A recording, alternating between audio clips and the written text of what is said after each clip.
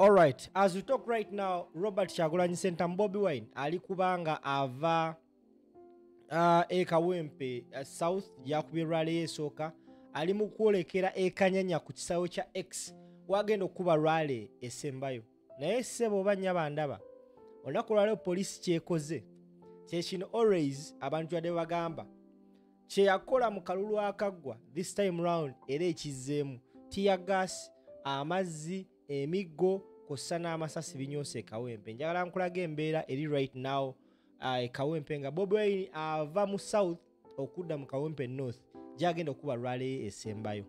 Tambuza video.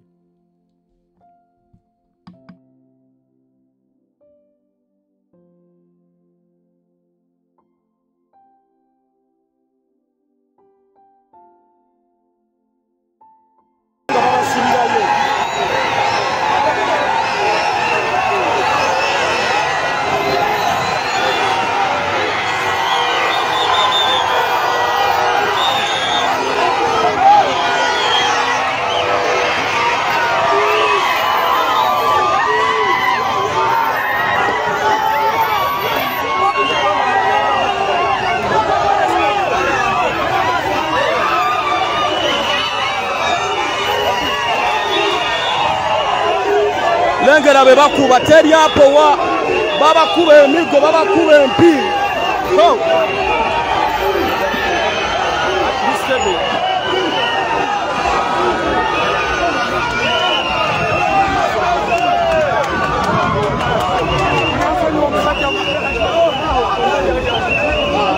byonna balwanisa namunju w'omuntu ulire kiri emabegawe tukyamye wegambye bagenda bakubirawo kati babakuba tiya gas tebabakkiriza bakyameno munda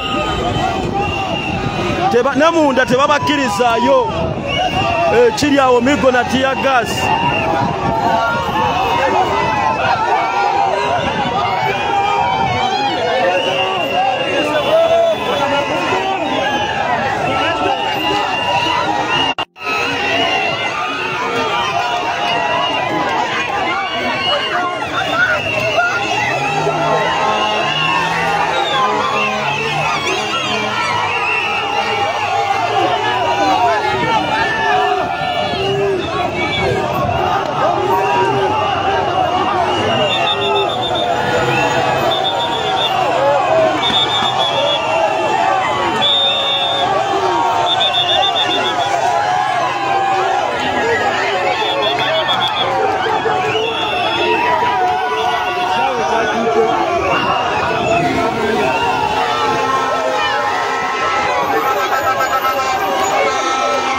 wakati mu kubakuba emigo ekisaawe kyajjudde dda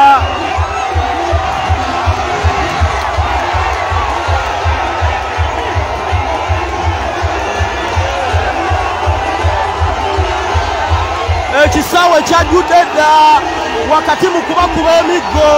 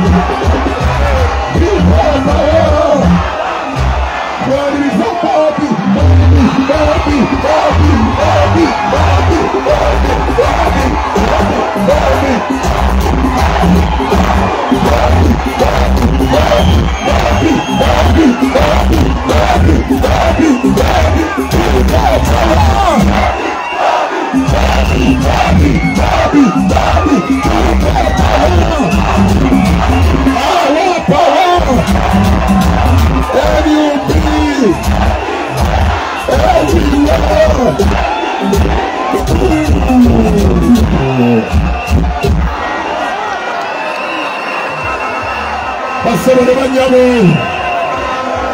Musoka Mukumendo Rezani za Presidenti Tugenda kulimba Rwanda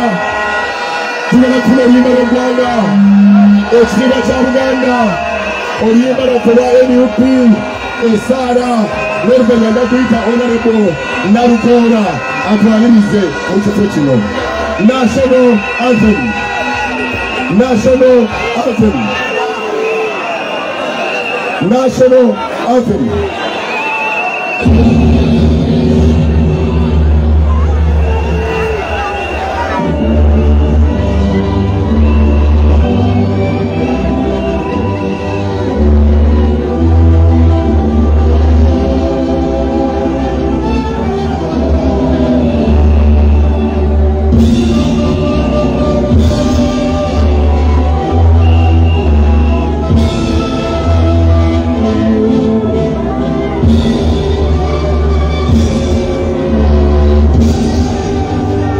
Ekiziba kya Uganda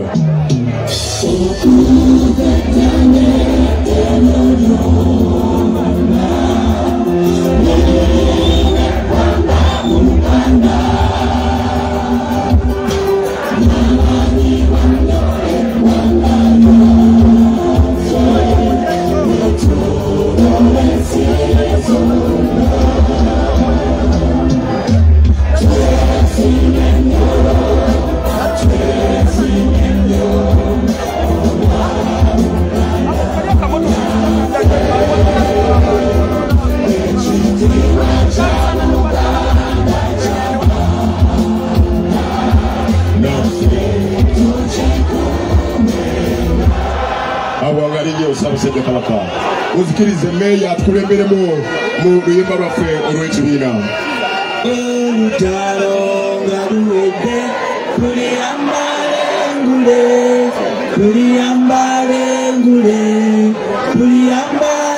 ngule olutalo nga luwedde tuliyambale ngule tulizimba Uganda empya tuliyambala emulezi masamasa olutalo nga luwedde tuliyambale ngule tulizimba Uganda empya. People power, our power, NUP everywhere.